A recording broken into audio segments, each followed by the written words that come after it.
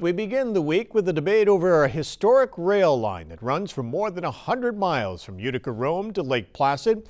The state bought the line in the early 70s, and for more than 30 years, it's seen little use other than a tourist train that runs during the summer and fall. A lot of people have a nostalgia for the rail.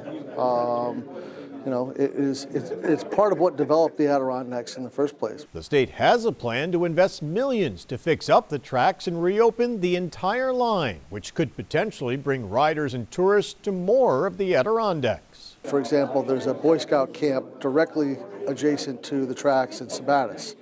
If they could run through that segment, which they currently can't, they could coordinate with Boy Scouts and bring campers directly to that site. But the other competing idea is to tear up most of the tracks and replace them with a multi-use recreation trail. We don't have a place where you can take your kids or your grandkids out on their tricycles or their starter bikes that aren't exposed to traffic or cars. We don't have a place for healthy recreation. Lee Keat is part of a group that says it has the backing of more than a dozen towns as well as hundreds of businesses who believe a rec trail will provide a bigger shot in the arm. Bottom line of all this is we think that in the winter we would get another $7.5 million of spending from the added snowmobilers, and in the summer we'll get 20+ million from bikers, hikers, etc.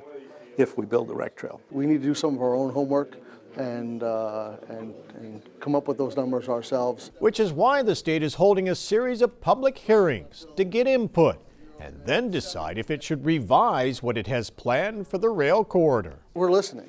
That's really what we're doing right now. We're not taking a stance, we're listening. We know what the existing use is, but there are lots of things that could be different in the corridor. The first two hearings were held this week in Old Forge and Raybrook. Two more hearings are being held next week in Utica on Monday and the Wild Center in Tupper Lake on Tuesday. Comments could also be sent to the state at the address you see there.